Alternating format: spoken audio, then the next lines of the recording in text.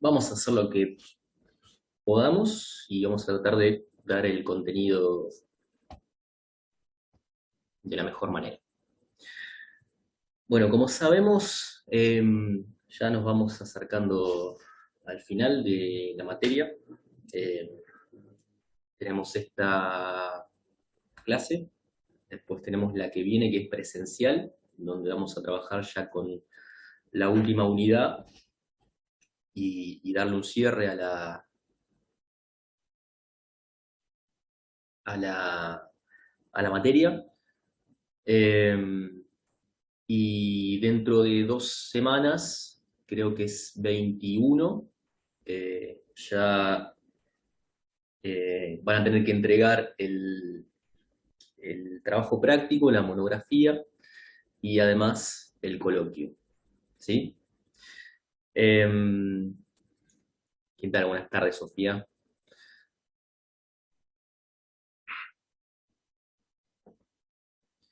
O sea que el 21 es presencial también. El 21 es Tenemos dos presenciales continuos. sí, el 21 es presencial. Tienen que entregar la monografía, el trabajo práctico a través del campus. ¿Sí? Ahí Ah, tienen una solapa donde tienen que subir el trabajo práctico ahí ese día y si tienen la posibilidad, llevarlo impreso el día 21. Si tienen la posibilidad, si no pueden, ya con que lo manden ya está bien. Luego, el coloquio, ya más o menos si vieron los videos de Mara, es un tema que es el disparador que ustedes tienen en la monografía, y después iremos recorriendo la materia a través de algunas preguntas o de lo que surja. Pero no es nada extenso ni que van a estar ni 40 minutos ni nada. Es algo tranquilo y muy afable. Como le dijimos la otra vez, la palabra coloquio es diálogo, así que va a ser un diálogo entre todos nosotros. Bueno, vamos a empezar con lo que tenemos para hoy. En el día de hoy, Mara tuvo que cumplir con una obligación. Saben que la universidad cumple 25 años y ella ocupa un cargo dentro del Centro de Estudios Ugarte y bueno, no era impostergable su presencia en un acto de la universidad, así que nada, lamentablemente para ustedes, otra vez más, van a estar solamente conmigo compartiendo este rato. Bien, ¿qué vamos a hacer hoy? Vamos a trabajar con la unidad 8, que es la penúltima unidad. Eh, si se fijan, en las últimas unidades hay un recorte amplio de bibliografía, que no llegamos a dar todo, son poquitos textos. Y en esta unidad, la unidad 8, tenían 2 textos obligatorios que uno trataba sobre Paulo Freire y otro trataba sobre Jorge Huergo, que habla sobre la teología de la liberación. Bien, ¿qué vamos a hacer nosotros acá? Vamos a trabajar con el texto de Huergo, vamos a explicar un poquito esto de la teología de la liberación y demás. Y después vamos a hablar un poco ya, sí, más de historia vinculado a las dictaduras militares. ¿Sí? ¿Qué fueron las dictaduras militares? ¿Cuál fue su objetivo? Eh, ¿Cuáles fueron las diferencias entre las dictaduras de Argentina con Chile, con Brasil? Bien. Y todo esto nos va a servir de introducción a la última clase, que va a ser la semana que viene, en donde vamos a ver lo que conocemos como el neoliberalismo, ¿sí? Fin de la década del 80, principios de la década del 90, ¿sí? Entonces, si hacemos eso, ya vamos a estar eh, satisfechos. Bien. Eh, entonces, vamos a tomar el texto de Jorge Huergo, que es un libro del que ya trabajamos varios capítulos. Eh, lo que tenemos para comentar de este texto es un capítulo que habla sobre la teología de la liberación, y vamos a explicar un poquito qué fue todo esto de la teología de la liberación y qué aspectos importantes tienen que ver con la educación. ¿Sí? Recuerden que siempre tratamos de que no sea solamente acontecimientos históricos, sino hablar un poquito de lo referido a las ideas pedagógicas. Bien, teología de la liberación. ¿Qué, ¿Escucharon alguna vez hablar de esto? Teología de la liberación. ¿Les suena por algún lado? Vamos a empezar por lo más elemental. ¿Qué quiere decir la palabra teología?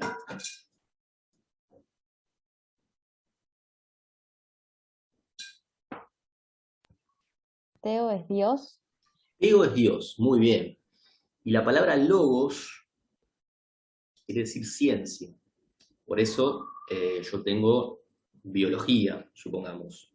Es la ciencia de los seres vivos. No sé, todo lo que tenga el sufijo logía quiere decir ciencia. En este caso, la teología sería la ciencia que estudia a Dios y la relación que el hombre tiene con Dios. Es decir, ¿cuál es el vínculo del hombre con Dios? Bien, ahora, ¿qué es esto de la teología de la liberación? Bueno, la teología de la liberación, así entendida como la ciencia que estudia la relación de Dios con el hombre, va a tener acá, en América Latina, en la segunda mitad del siglo XX, la irrupción de una corriente, que es esto que denominamos teología de la liberación, que va a cuestionar fuertemente al sistema de dominación imperante. Y como tal, va a denunciar los abusos del imperio, en este caso de Estados Unidos, y va a proclamar la revolución por las armas.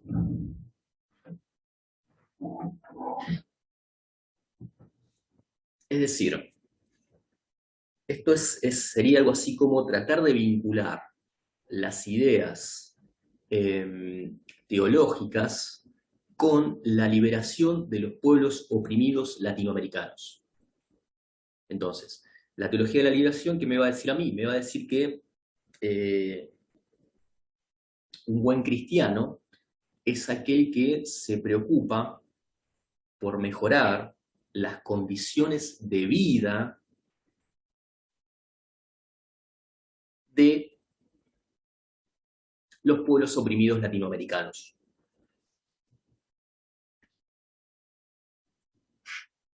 Bien, decir esto ya es algo totalmente novedoso. ¿Por qué? Porque la teología como tal, ¿quiénes son los teólogos? Los teólogos son los curas, son los obispos. Y si yo hago un esquemita y digo, bueno, a ver, ¿dónde está la iglesia parada en un esquema jerárquico? ¿Está en el sector más bajo? No, la iglesia, desde el inicio de la historia, desde el inicio de la iglesia como tal, siempre ocupó los escalafones más altos de la sociedad. Es más, en la antigüedad era tal el dominio que tenía el sector eclesiástico sobre la sociedad que, por ejemplo, los únicos que sabían leer y escribir eran los curas. Entonces, que aparezca esto de la teología de la liberación es totalmente revolucionario, porque rompe con esta idea de que la iglesia sirve a los poderosos.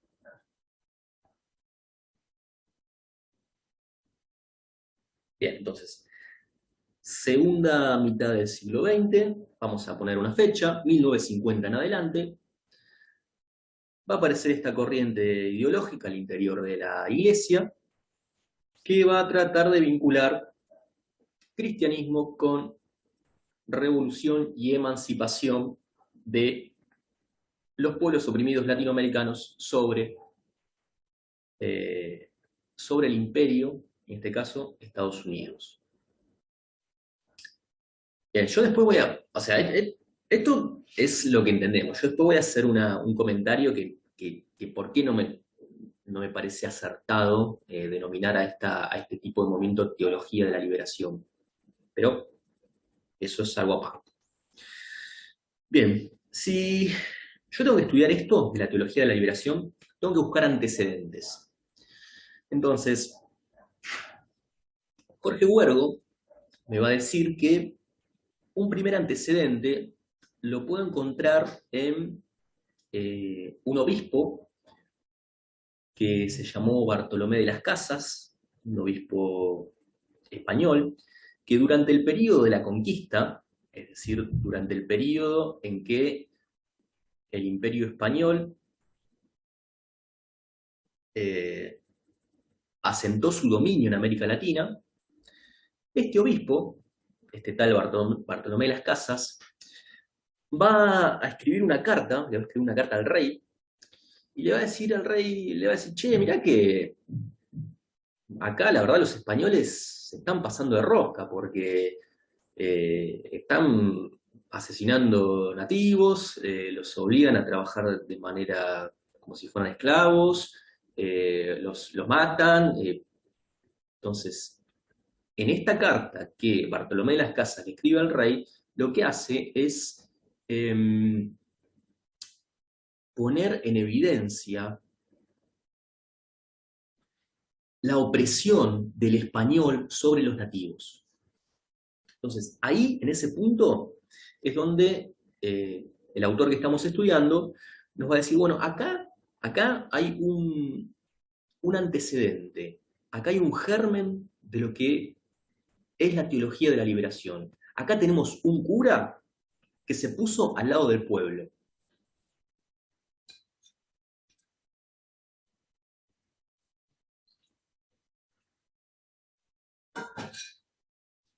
Este tal Bartolomé de las Casas va a denunciar los abusos de los españoles sobre los americanos y el autor que tenemos para estudiar va a decir, si yo tengo que caracterizar cómo fue la dominación del español sobre el americano, puedo hacerlo a través de tres elementos. El primer elemento es un elemento político.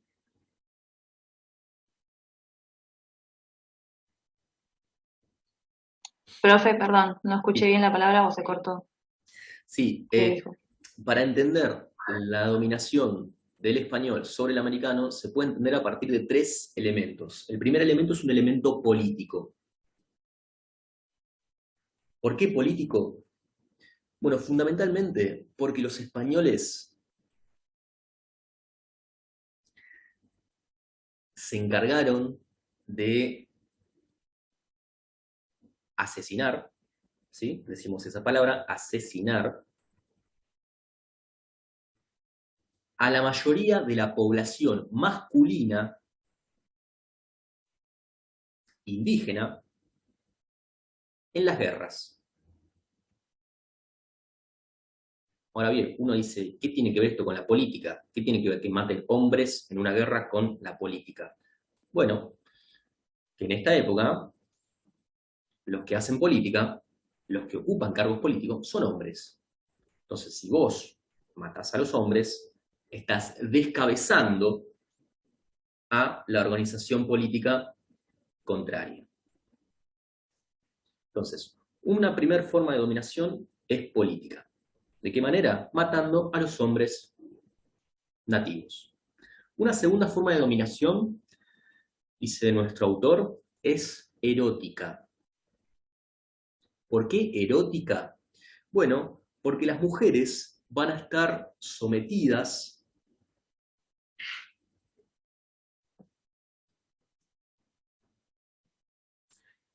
a los intereses de los españoles. ya sea como esclava dentro del hogar, ya sea como esclava sexual, como, bueno, como lo que se les ocurra, la mujer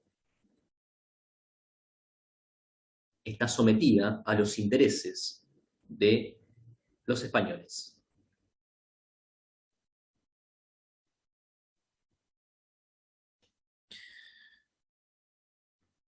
Y por último, tenemos la forma de dominación pedagógica.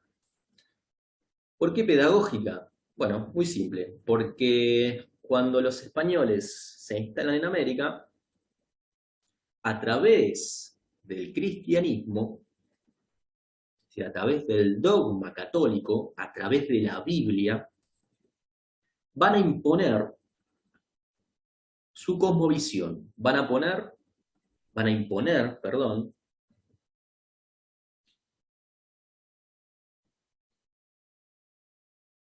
sus ideas y valores. ¿Cómo es esto? Bueno, es muy simple.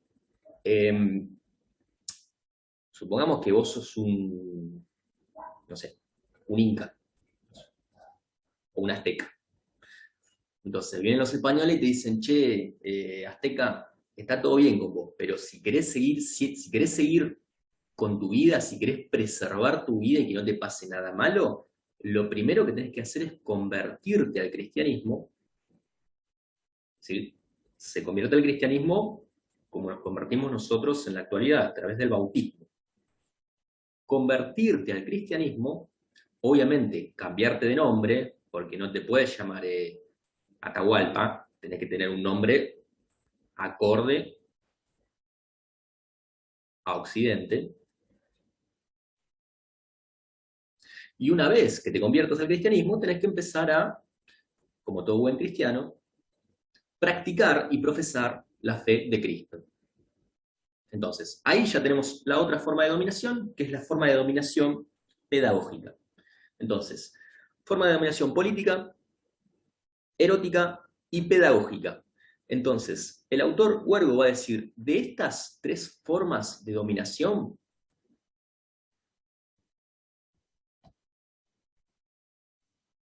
va a surgir el pobre, el dominado y el oprimido. Y estos tres elementos van a ser las características de los pueblos latinoamericanos.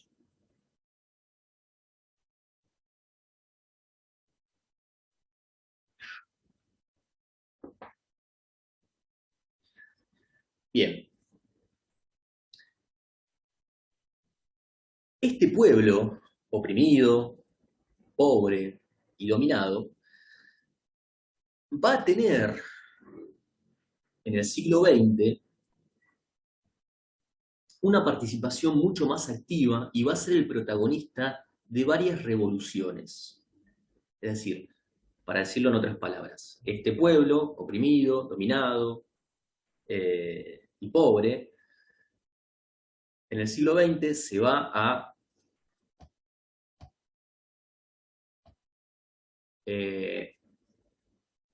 levantar en armas, va a ser una revolución, va a ser distintas revoluciones, en donde lo va a tener como protagonista. ¿Qué tal, Dolores? Buenas tardes.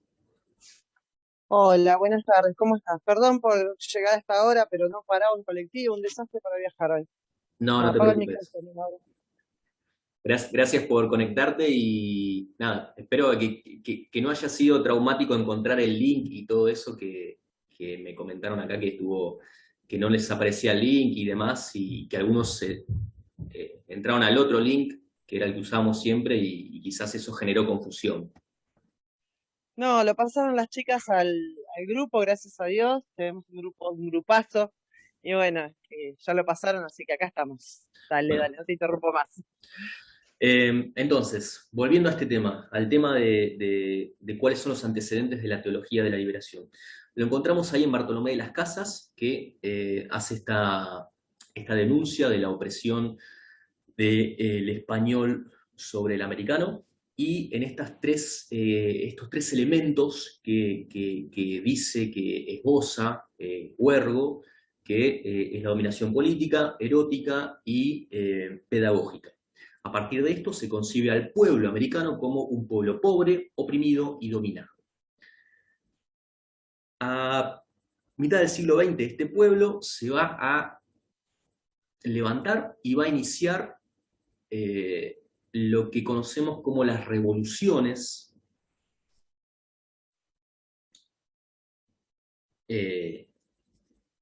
latinoamericanas. ¿Se acuerdan que hablamos de la Revolución Boliviana? Bueno, tenemos revolución en Bolivia, tenemos la revolución, que si bien no es una revolución entendida a través de una revolución hecha a través de las armas, sí el sentido que tiene la llegada de Allende, de Salvador Allende al poder, es un sentido revolucionario. Entonces, Bolivia, 52, Chile, 1970. El caso más emblemático, Cuba, en 1959. Son todas revoluciones que están encarnadas por este pueblo pobre, oprimido y dominado. ¿Cuál es el común denominador que tienen estas revoluciones? Y esto sí tenemos que subrayarlo. Hay algo que es común, ¿sí? Hay algo que los bolivianos, los cubanos, los chilenos, todos van a tener un reclamo que va a ser común. ¿Cuál es ese reclamo común? ¿Es esa demanda? ¿Se acuerdan cuando hablábamos de la oligarquía? Y decíamos que esa oligarquía es una oligarquía porque detenta los medios de producción. Y en América Latina, los medios de producción, ¿dónde están? En la tierra. Entonces, todas estas revoluciones lo que van a tener en común va a ser una demanda, un reclamo, por la restitución de las tierras que les fueron quitadas. ¿Qué es lo que piden? Piden una reforma agraria.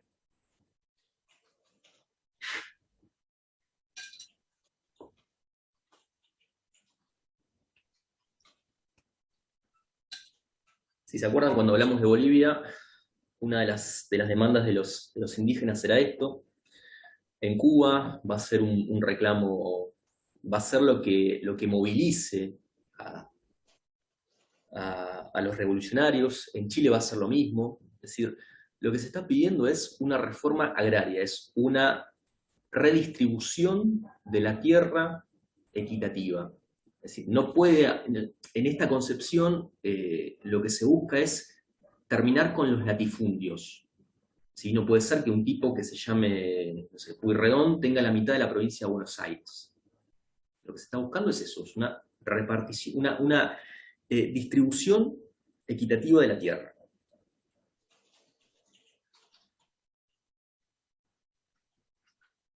Bien, entonces, en el siglo XX, segunda mitad del siglo XX, revoluciones que tienen en común esta demanda, la reforma agraria, y vamos a ver que en estas revoluciones, ciertos, y anotamos esto, ciertos sectores de la Iglesia van a apoyar a estos movimientos.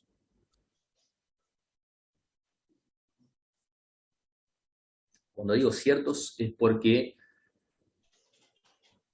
hay otros sectores de la Iglesia católica, que no tienen nada que ver con esto de la teología de la liberación. Es más, el Vaticano, el Papa, no reconoce a la teología de la liberación. Hay casos en donde varios obispos que que participan de este movimiento, que se suman a las filas de los revolucionarios, terminan siendo despojados por el Vaticano de sus atributos como obispo católico. ¿Sí? El Papa le hace la cruz. Después vamos a comentar por qué. Pero con esto remarco que la teología de la liberación no es toda la Iglesia, sino que son ciertos sectores de la Iglesia latinoamericana que apoyan las demandas de estas grandes revoluciones. Mauro, perdón, ¿de qué texto estás hablando? Estamos comentando el texto de Jorge Huergo, que habla sobre la teología de la liberación. Ok. Esto es la unidad 8. Sí. Bien. Bueno, Profe, sí. quedan menos de 3 minutos. ¿Después nos volvemos a conectar al mismo link o cómo hacemos? Sí, ahora vamos a... comento esto y ya cierro acá la sesión y la volvemos a abrir así. Como somos pobres, tenemos la sesión limitada, la sesión gratis de Zoom que se va a cortar cada 40 minutos. La Iglesia, entonces, se va a mostrar en algunos sectores a favor del pueblo. ¿Sí? Huergo dice, algunos obispos, algunos sectores de la Iglesia van a estar comprometidos con los intereses del pueblo. ¿Cuáles son esos intereses? Entre otros, la de propiciar una reforma agraria.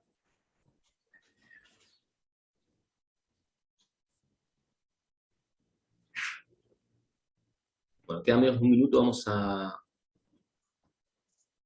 cortar la sesión y nos volvemos a conectar al mismo link. ¿Bien?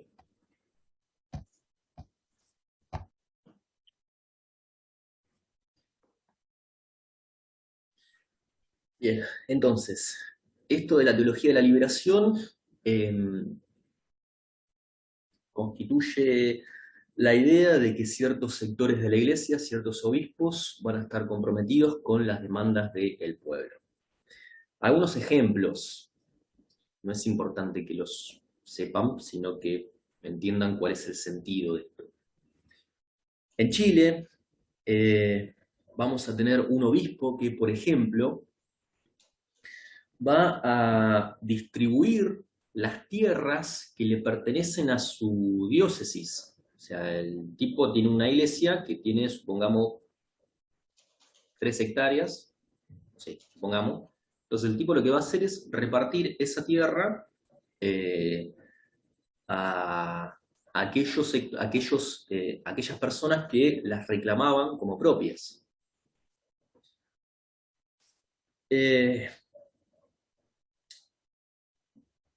¿Cuál es el argumento que se da? Bueno, los obispos de la teología de la liberación van a decir que el reino de Dios no es un reino espiritual, no es un reino celestial, sino que es un reino terrenal.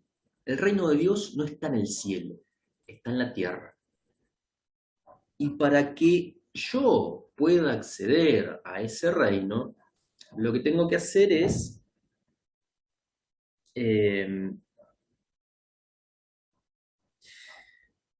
impartir justicia y terminar con la opresión de aquellos pueblos oprimidos. Entonces, para poder acceder a ese reino de los cielos, que ya no está en el cielo, sino está en la tierra, yo lo que tengo que hacer como buen cristiano es romper la estructura de dominación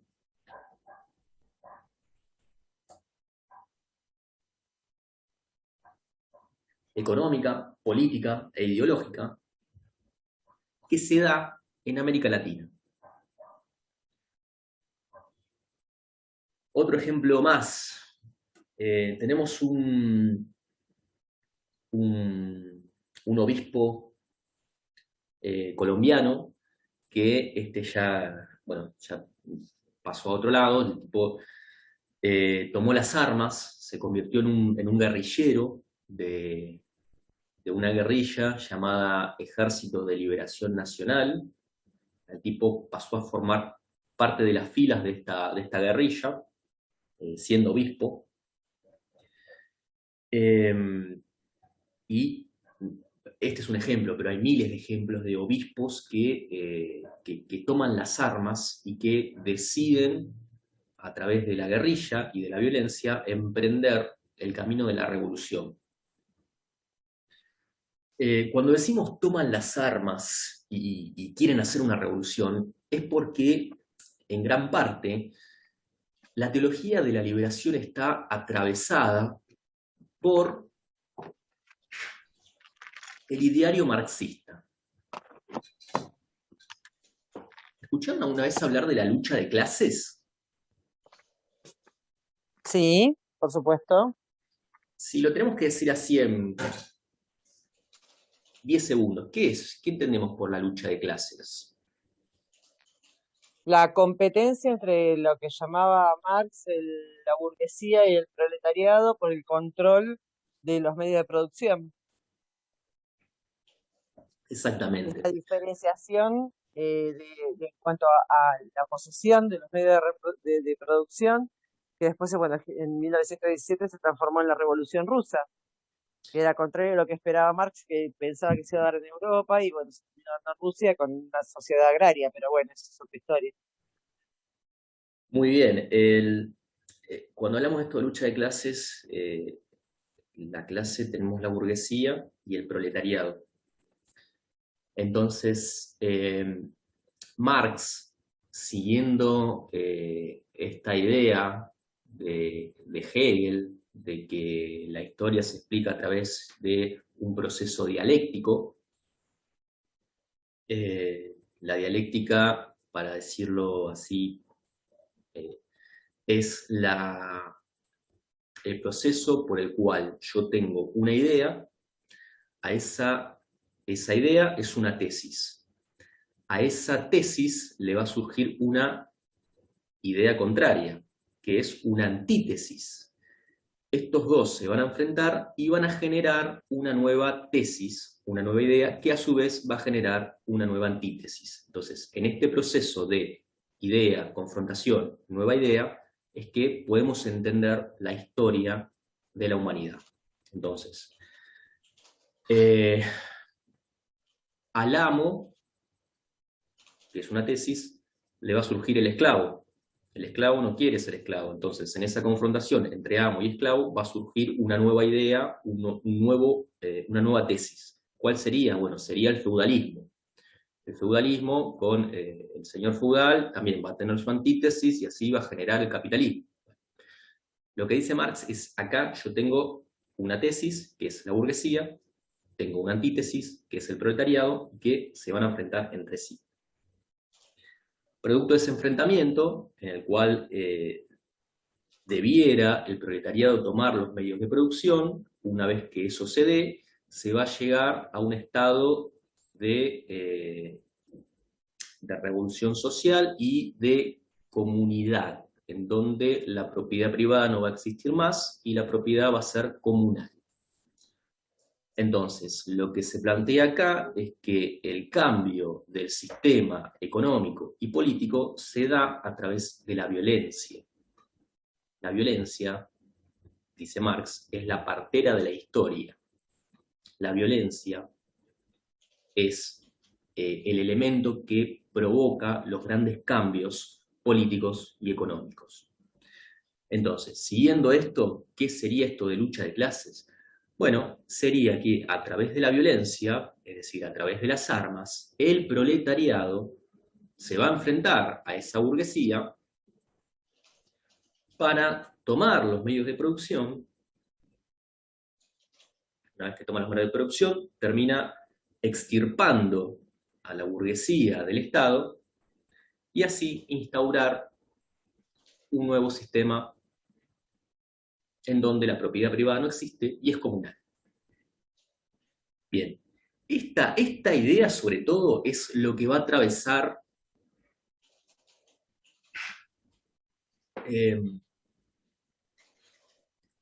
a la concepción de la teología de la liberación. La teología de la liberación es, en gran parte, tributaria de las ideas del marxismo.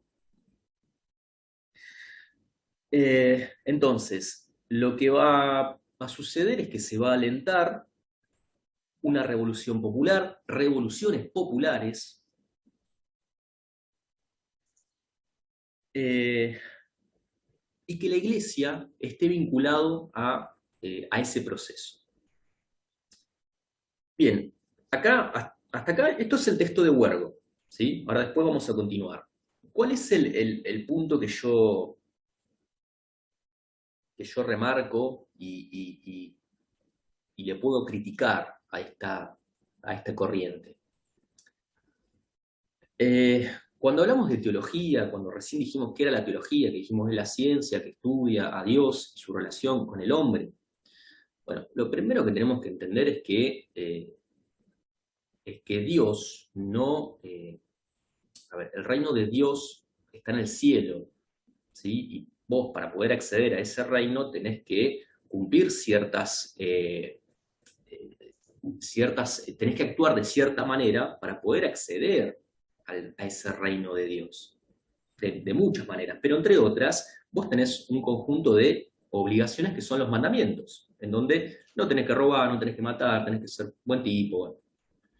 Acá, cuando aparece la teología de la liberación, que utiliza la violencia, claramente está en contra de uno de los preceptos fundamentales del cristianismo. Y sobre todo, y esta es una objeción que yo puedo marcar, es que al convertir el reino de Dios en un reino terrenal, lo que se hace es bajar la categoría de Dios, de ser omnipresente, a ser un ser terrenal. Y de esa manera se enaltece la figura del hombre, porque si el reino de Dios no está en el cielo y está en la tierra, yo puedo acceder tranquilamente sin cumplir con ninguna de las atribuciones que me dice el cristianismo. Entonces, creo que en parte las objeciones que se hace desde el papado, desde el Vaticano, a esta corriente de la teología de la liberación, tienen que ver con esto, con que el reino de Dios está en el cielo, y vos para poder acceder a ese reino tenés que cumplir cierto accionar, entre los cuales no se encuentra tomar las armas y hacer una revolución, o matar a un tipo. Bueno, eso es para un debate de teología. Los grandes exponentes de la teología de la liberación son dos, que quizás los hayan sentido nombrar. Uno es un peruano que se llama Gustavo Merino, y otro es un brasilero que se llama Leonardo Boff. Bueno, estos dos exponentes lo que hacen es establecer una serie de principios en donde lo que buscan es establecer cómo uno puede ser un buen cristiano y vivir en un continente que está oprimido. Entonces, estos tipos lo que van a decir es que la fe, lo que consiste, o lo que tiene que tratar de hacer, es liberar. Y el reino de Dios, que está en la tierra, tiene que ser un reino de justicia y de transformación de las estructuras económicas. Entonces, para la teología de la liberación, la salvación del hombre no la da Dios, sino que la da el propio hombre a través de la liberación económica, política e ideológica. Más o menos, ¿se va entendiendo esto? Yo sé que quizás a veces el debate en términos teológicos resulta un poco abstracto, pero más o menos la idea es esta, ¿sí? La teología de la liberación viene a decir que la salvación del hombre se da a partir de generar una liberación económica, política e ideológica en este continente.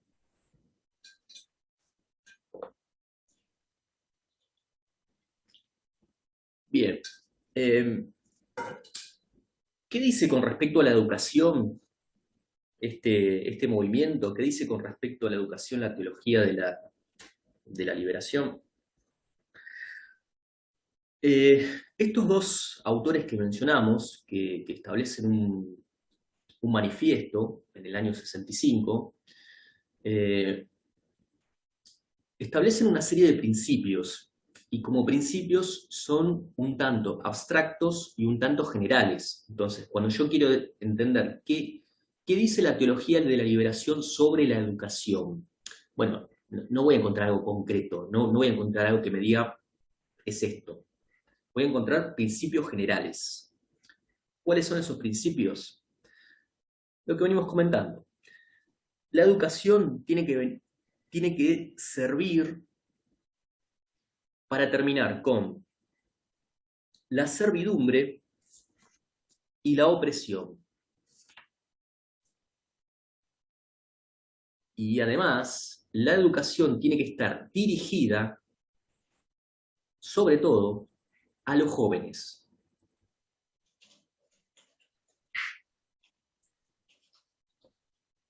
Y para esto, la educación tiene que disponer de las novedades de la tecnología, y en particular de los medios de comunicación.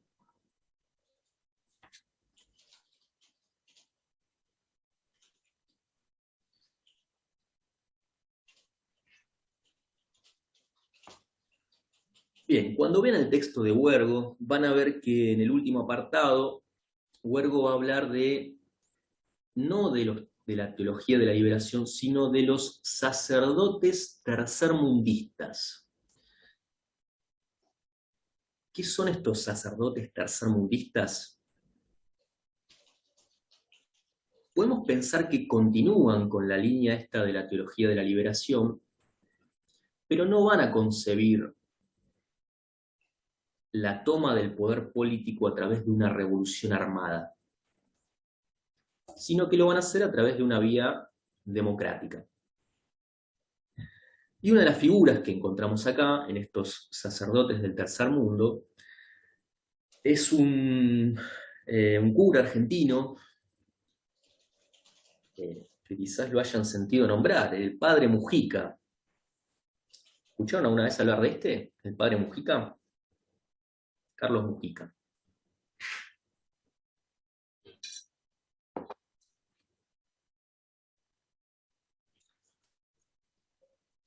Bueno. Hola, hola. Sí, Sí. lo escuché nombrar, perdón, no me podía conectar de vuelta. Lo escuché nombrar porque acá, bueno, primero de todo yo me crié en una villa de Lanús, así que iba a la iglesia y hablaban del Padre Mujica, se hablaba mucho, y aparte acá en donde yo vivo, que ahora que es Alejandro Korn, tenemos todo un predio que se llama Padre Mujica precisamente, en honor al trabajo social que realizó el Padre Mujica en la Villa 31, en la Villa de Retiro, ¿no? Claro, Si no me equivoco. claro, bueno, el pensamiento del padre Mujica quizás sea lo más elocuente para entender qué pensaban estos sacerdotes del tercer mundo. Cuando, eh, cuando Perón llega al poder, en el 74, el padre Mujica tiene un diálogo muy furibundo, tiene un diálogo muy fuerte, no un diálogo, tiene una discusión eh, con las cúpulas de las organizaciones armadas, con Montoneros, con el ER, y le dice, che, basta, déjense de joder, ahora que Perón está en el poder, las armas la tienen que dejar. O sea, el camino no es a través de las armas, sino que es a través de Perón y a través de la responsabilidad que tenemos Del trabajo social, sí, él planteaba las medidas pacíficas. Él no, si bien durante la época de la guerrilla y demás, por lo que yo tengo entendido, él planteaba que era necesario imponer un nuevo tipo de Estado, eh, en el momento que ya Perón llegó al gobierno, él quería ya deponer las armas. Pero bueno, así lo Claro, volaron en pedazos, pobrecito. el argumento gira en torno a la democracia. Entonces, ¿qué es lo que dice Mujica y estos sacerdotes? En una dictadura es legítimo tomar las armas. ¿Por qué? Porque no hay democracia. Ahora, en una democracia, vos tenés que dejar las armas y participar de la vía electoral. Bueno, Mujica termina siendo asesinado en el año 74, pero nos deja esta reflexión que podemos pensar que dentro de dentro de esta corriente vastísima que fue la teología de la liberación, también encontramos a exponentes que no son marxistas y que abogaban por un cambio radical, no de manera violento ni armado. Bien, así muy abuelo de pájaros, ¿se entendió esto de la teología de la liberación? Sí, yo por lo menos sí. Bueno, ¿qué tenemos que traer de esto? Bueno, es el contexto en el cual surge esto, cuál es el vínculo del cristianismo con todos estos movimientos revolucionarios, por qué la iglesia o estos sectores de la iglesia apoyan a estos revolucionarios, y bueno, más o menos a grandes rasgos, estos principios, estos grandes principios acerca de la educación que establece esta corriente. Bien, ¿qué vamos a hacer ahora? Vamos a hablar un poco, vamos a avanzar cronológicamente y vamos a empezar a hablar un poco de las dictaduras militares. Vamos a hablar de las dictaduras militares y vamos a cerrar con el fin de las dictaduras militares, que nos va a servir como preludio para nuestra última clase, en donde vamos a trabajar con el neoliberalismo en América Latina. Bien, ya hablamos bastante, ¿no? De qué es una dictadura, de por qué los militares en particular intervienen en política.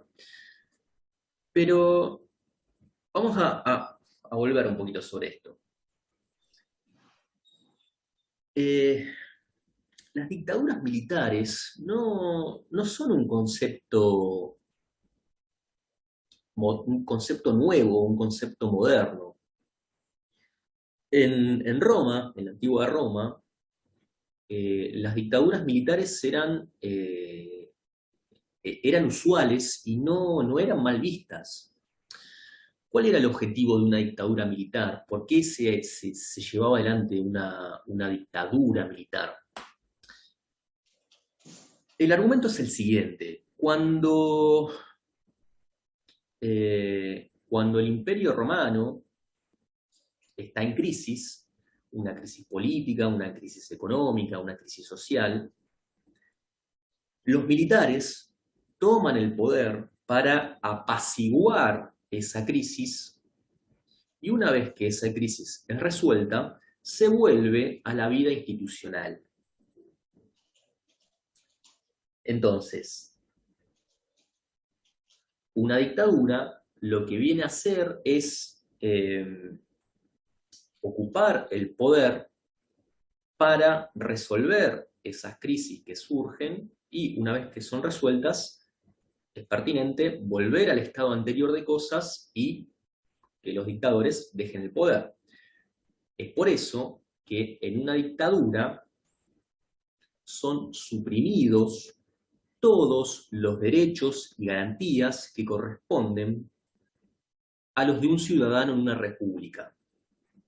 Para decirlo en otras palabras, se te está prendiendo fuego el país, bueno, vienen los militares y te dicen, dale, yo te lo arreglo, pero vos me tenés que dar el poder absoluto. Y eso implica que yo te pueda meter preso, que pueda hacer lo que se me cante, que vos no tengas derechos ni garantías, o sea, yo te resuelvo el quilombo, pero vos me tenés que dar todo el poder. Bien. Eso pasaba en Roma, y y funcionaban, porque de hecho los militares, cuando ocupaban el poder y se apaciguaba la situación, después dejaban el poder o querían instalarse en el poder, pero a través de la vía institucional. Bien, ¿qué problema vamos a tener en nuestro continente 2000 años después? Que estos tipos que hacen una dictadura, que hacen un golpe militar, no van a querer volver a... No es que van a decir, che, ya te solucioné todo, nos vimos. No. La dictadura en América Latina, la particularidad que tiene es que no se busca volver a instaurar la vía institucional y luego dejar el poder, sino que lo que se busca es la permanencia en el poder. Si entendemos esto, entendemos por qué dictaduras como la de Chile duraron casi 18 años. Pero este fenómeno es un fenómeno de la modernidad, Mauro, porque todas las dictaduras que se han presentado en el siglo XX tuvieron estas características. O sea, si se sacaban, si se expulsaban por otras dictaduras. Fueron después, bueno, el proceso de la década de los 80 cuando empezó a democratizarse nuevamente, pero también hay instancias de papá Estados Unidos, pero todas las dictaduras llegaron gracias a Estados Unidos, la, la democracia llegó, o sea, ellos te dicen cómo tenés que gobernar el país, lamentablemente gracias a la deuda. Es, una característica de todas las dictaduras a nivel mundial, no solamente de América Latina, me parece a mí. Porque vos fíjate, bueno, miles de casos, ¿no? Filipinas, Corea perdura hasta hoy, generaciones de dictadores. Sí, a ver, yo lo que quería remarcar era hacer una génesis de por qué, de por qué hay dictaduras y de por qué este principio, este es un principio que los romanos denominaban como guardia pretoriana, ¿sí? Los militares son aquellos que tienen que salvar la vida institucional del país. Bueno, obviamente, en la actualidad, en la modernidad y en América Latina, eso no pasó, pero me parecía importante rescatar este término. Claro, establecer la comparación, ¿se entendió? Sí, se entendió bien. Sí, para entender que obviamente, si yo digo dictadura ahora, obviamente se nos viene a la cabeza lo peor, pero el concepto no surge como un concepto peyorativo. Claro, si no eran los salvadores. Claro, sí, es el reducto, el último reducto moral que tiene la nación. Claro, claro. Bien, entonces, este es el concepto de las dictaduras. ¿Qué pasa en América Latina? Bien, en América Latina vamos a tener desde principios de la década del 60 en adelante un conjunto de dictaduras militares que no se entienden por sí solas, sino que se entienden únicamente en su conjunto. Y esto es una diferencia sustancial con lo que venía pasando. ¿Qué quiero decir con esto? ¿Se acuerdan cuando hablamos del golpe de Estado a Irigoyen?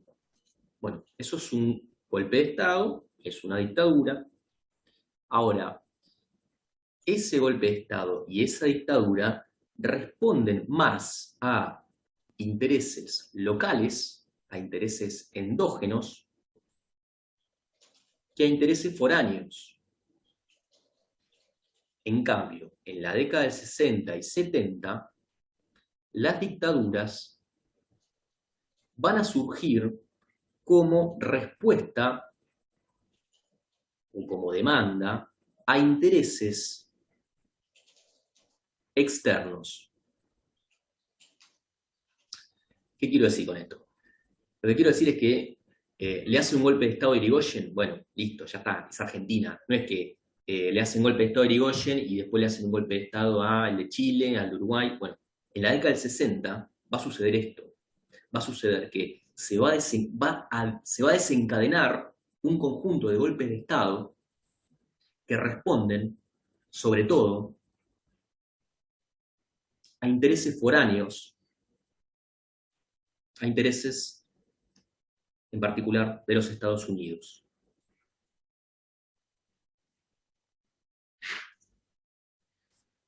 Dictaduras, ¿cuáles? Bueno, las más importantes. Tenemos la de Brasil, que transcurrió entre 1964 y 1985. Tenemos la Argentina, que transcurrió entre el 76 y 1983. Tenemos la dictadura uruguaya, entre el 75 y el 80, perdón, entre el 73 y el 85, y por último tenemos la dictadura chilena, que duró 17 años, entre el 73 y 1990. Bien, ¿qué es lo que tienen en común estas dictaduras? ¿Qué es lo que, a ver, la característica común que tienen? Fíjense que más o menos todas suceden ahí, en la década del 70. ¿Qué es lo que nuclea a estas dictaduras? Bueno, el fundamento, la ideología que nutre a estas dictaduras, mejor dicho, la doctrina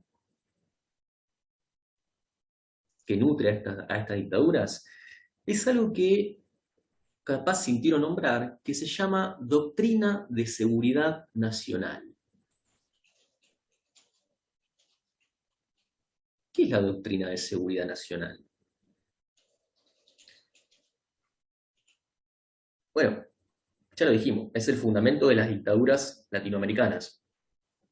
Pero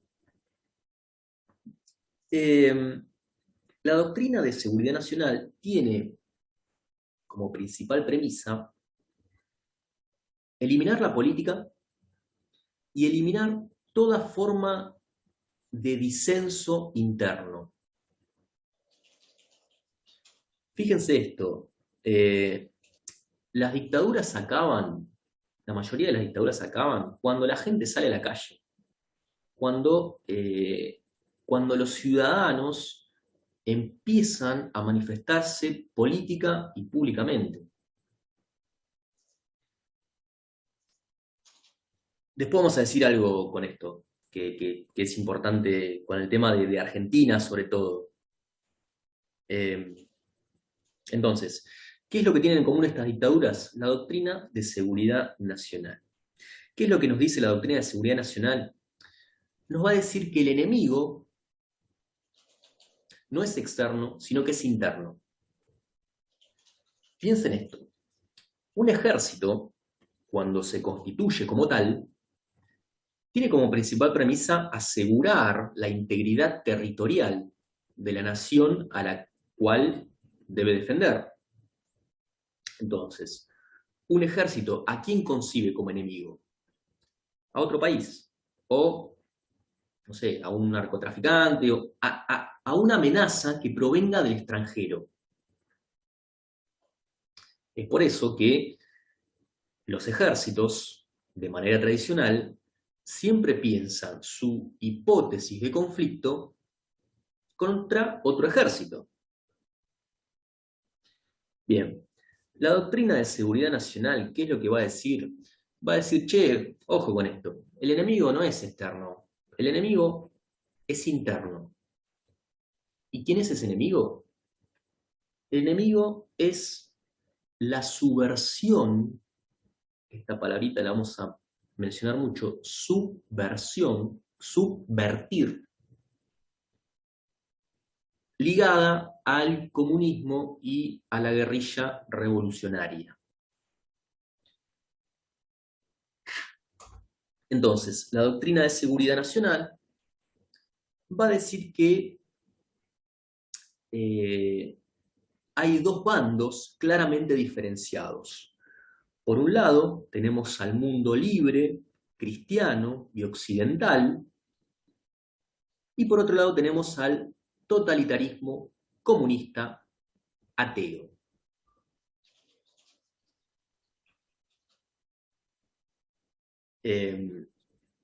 Entonces, la doctrina de seguridad nacional va a decir que el enemigo es la subversión comunista que se ha infiltrado, esta también es otra palabra, se ha infiltrado al interior de la nación y por lo tanto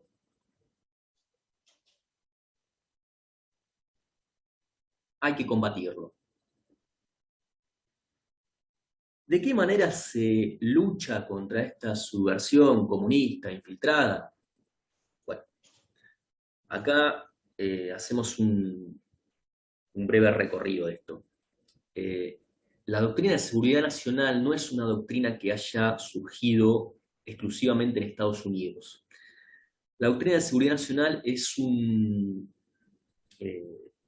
surge a partir surge en Francia, a partir de la guerra que Francia está librando en Argelia y en lo que sería Indochina, lo que sería la parte de Vietnam.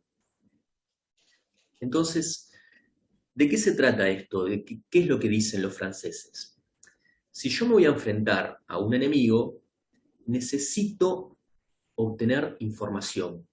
Necesito obtener información de sus movimientos, de dónde está parado, de cómo obtengo información. Bueno, esa información la obtengo a partir de la tortura. Tortura, interrogatorio,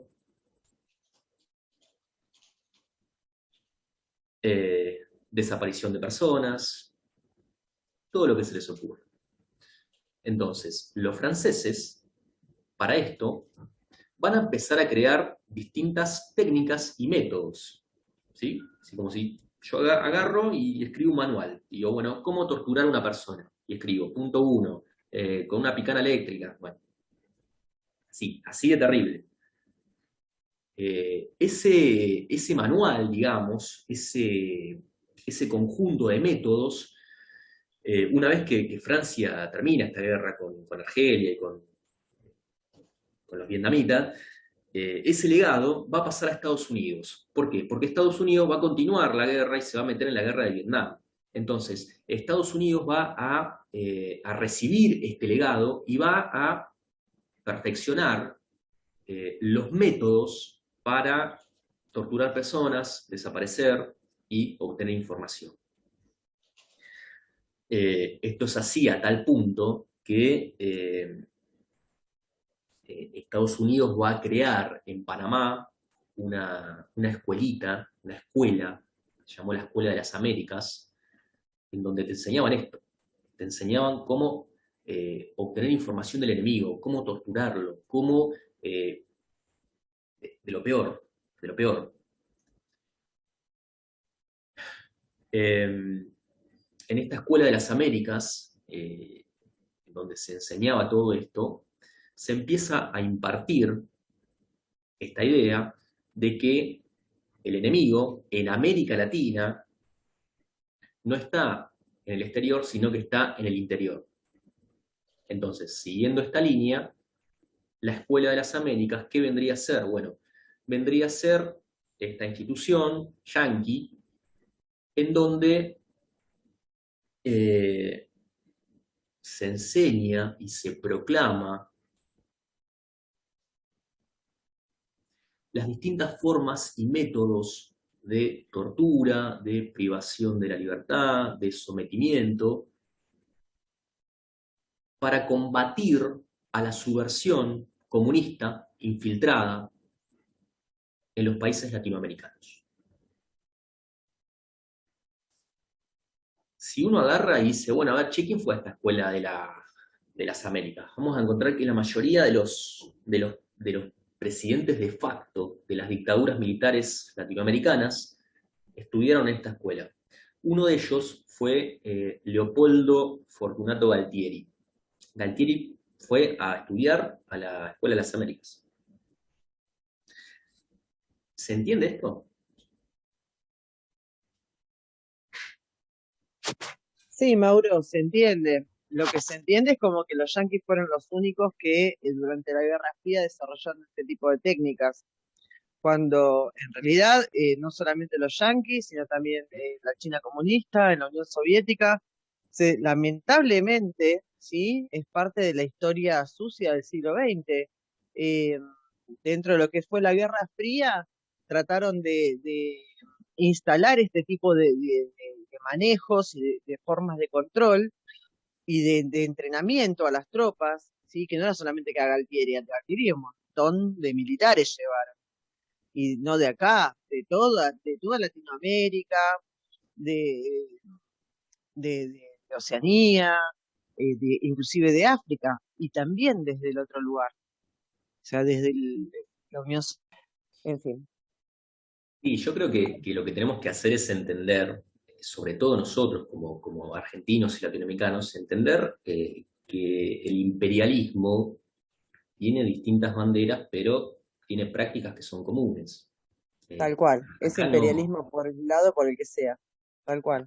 acá no se trata de si te gusta más porque tienen una bandera roja, acá es lo mismo. No, las formas de actuar del imperio son comunes. Entonces, eso es, lamentablemente, siempre se discute eso en nuestro país como si fuera, esto como Un Boca River, saltar de la sartén a la olla, pero es lo mismo. claro, pero es lo mismo, es un Boca River, pero no es Boca River. Bien, entonces, volviendo a este tema, Escuela de las Américas se educa, se enseña a partir de esta doctrina de seguridad nacional, que trata de combatir al enemigo interno. Ese enemigo es un enemigo comunista, subversivo, que tiene que ser combatido en todos los ámbitos, en el ámbito físico, es decir, en el ámbito de detenerte y matarte, y en el ámbito también ideológico. Las dictaduras tienen en común esto, y esto es lo que las hace comunes entre sí. Es decir, que hay un plan de parte, como dijimos, de los intereses del norte de América para imponer estas dictaduras en América Latina. ¿Cuáles son las similitudes y las diferencias en las dictaduras de América Latina?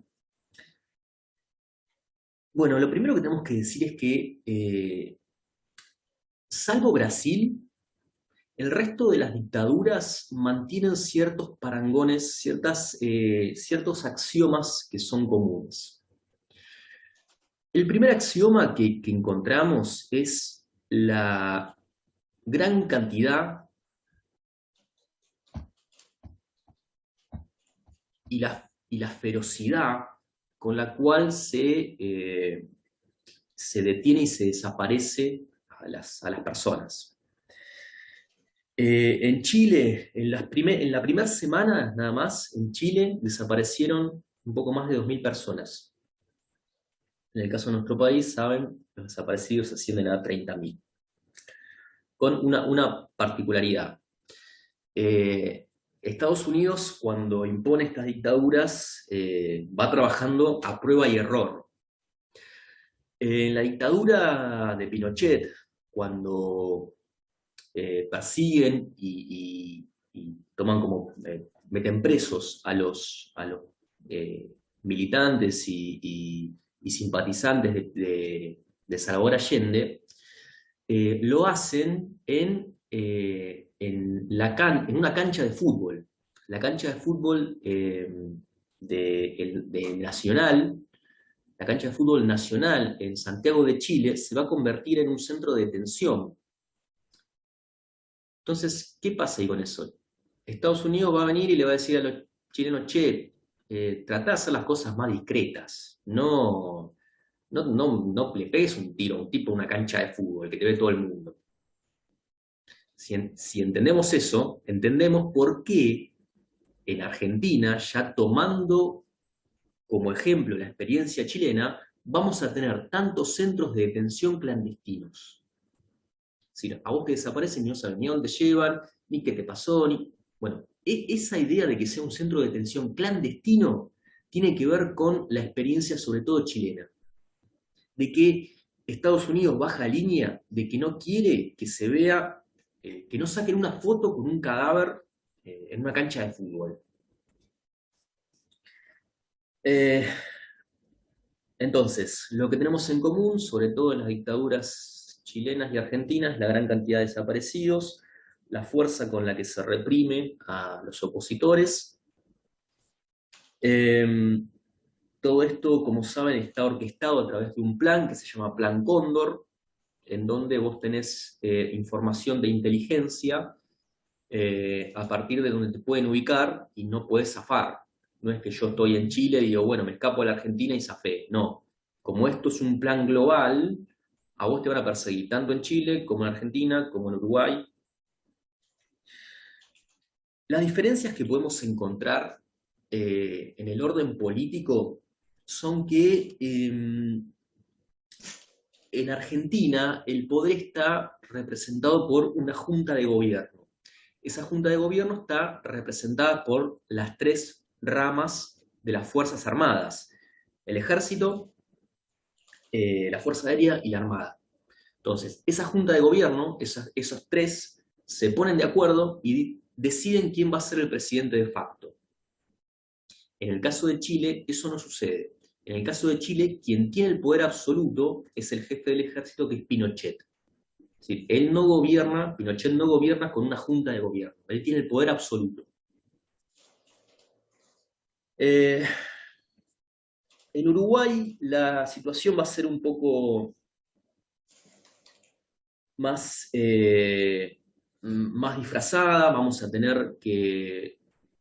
va a haber el gobierno, si bien hay dictadura, el gobierno no lo encabeza un militar, sino que lo encabeza un civil. Es decir, se hace el golpe de Estado, y de ese golpe de Estado va a surgir como presidente de facto un civil, no un militar. O sea, estamos en lo mismo, nada más que en vez de ser presidente un militar, es un civil. Y en el caso de Brasil es bien distinto, porque Brasil sí va a permitir los partidos políticos, va a permitir que se vote. Ahora, lo que se vota es para elegir a representantes del poder legislativo. Es decir, se vota para senador y diputado. Para presidente, no. Para presidente, el cargo de presidente lo detenta el ejército. Bien, ya para ir cerrando acá con esto. Decimos que Brasil es un ejemplo distinto al del resto de las dictaduras.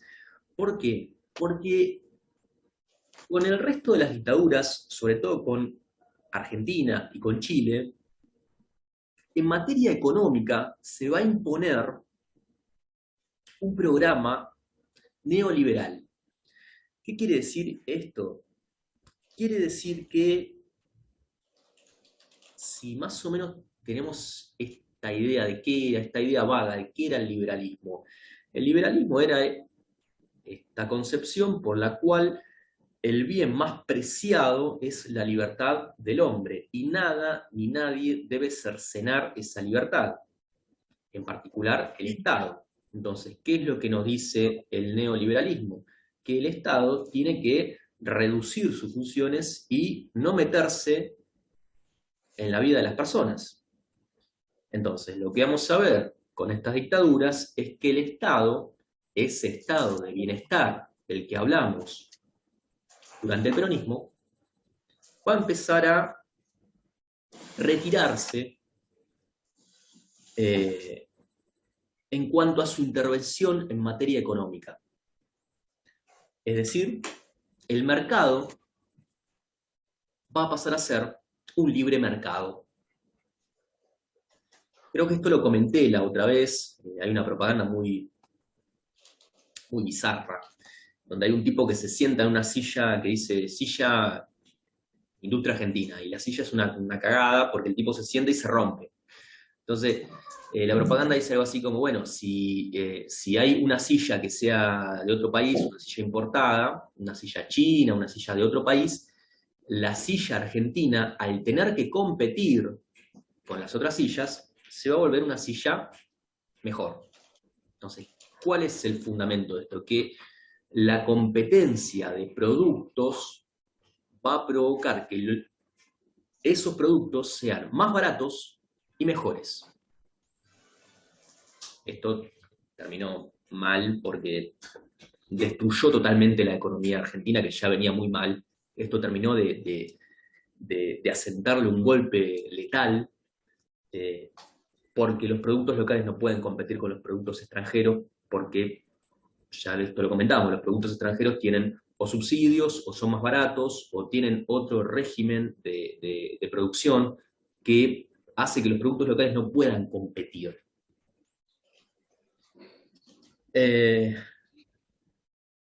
Y además de esto, se va a alentar de una manera muy, muy fuerte a la inversión en materia financiera en detrimento de la inversión en materia productiva. ¿Qué quiere decir esto? Que si yo tengo guita y la invierto en, no sé, un bono, en, no sé, en una letra del Estado, yo voy a ganar mucha más guita que poniéndome una fábrica o poniéndome un establecimiento productivo. Entonces, ¿qué es lo que se empieza a generar? Lo que se empieza a generar es que el capital empieza a migrar, se empieza a ir hacia el sector financiero. ¿Por qué? Porque es más rentable.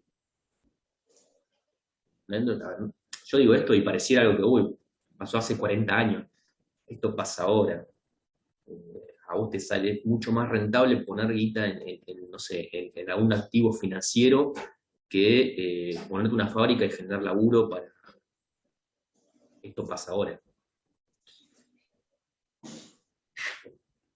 ¿Cuál es la diferencia con Brasil? Bueno, que en Brasil el Estado no se va a retirar en materia económica de una manera tan... no va a estar tan ausente como sí lo estuvo en las dictaduras argentina y chilena. Entonces, vamos a ver en el caso de Brasil que el Estado va a intervenir y va a generar las condiciones para que ese capital pueda invertir en el sector productivo. Entonces vamos a ver que, por ejemplo, en estos años, en el 66, si no me equivoco, se crea Petrobras, ¿sí? La empresa de petróleo brasilera, bueno, se crea en este momento. Bueno, ahí es un ejemplo en donde la empresa es estatal, pero la inversión es privada. O sea, la empresa es del Estado. Ahora, la guita que ponen para perforar los pozos es privada. Bueno, eso es lo que hace diferente a Brasil del resto de las dictaduras. Y ya una cosita más para ir cerrando. Las dictaduras finalizan, dijimos, cuando se empieza a generar el disenso y la participación política y pública de la sociedad. Yo quiero remarcar esto, y en particular quiero remarcar esto con el caso argentino, porque se ha dicho, se sostiene de manera muy burda, a partir de una campaña, que es una campaña de desmalvinización, a partir de la cual la Argentina vuelve a tener o vuelve al camino de la democracia a partir de la derrota de Malvinas. Entonces, a partir de esta lectura, prácticamente que le tenemos que dar las gracias a Margaret Thatcher y los ingleses y decirle gracias, Margaret Thatcher, gracias a usted tenemos democracia. Bien. Ese argumento es de lo más falaz y de lo más absurdo y colonialista que podemos tener. La democracia en nuestro país, como en el resto de los países latinoamericanos, se consigue y se empieza a generar a partir de la movilización popular. ¿Sí? Recuerden que en el caso de nuestro país, la CGT, Ubaldini, le hace un paro a la Junta Militar, y ya ahí se empieza a generar todo un desmembramiento del poder que tienen los militares. Bien, básicamente es eso, doctrina de seguridad nacional, cuáles son las diferencias que tenemos en materia política con el resto de los países y las diferencias económicas. Las dictaduras, sobre todo, terminan en la década del 80, principios de los 90, y ya ahí vamos a entrar en un nuevo proceso, que es este proceso neoliberal, del cual esperamos hablar la semana que viene. ¿Alguna duda, pregunta con esto? ¿Algo que no se haya entendido?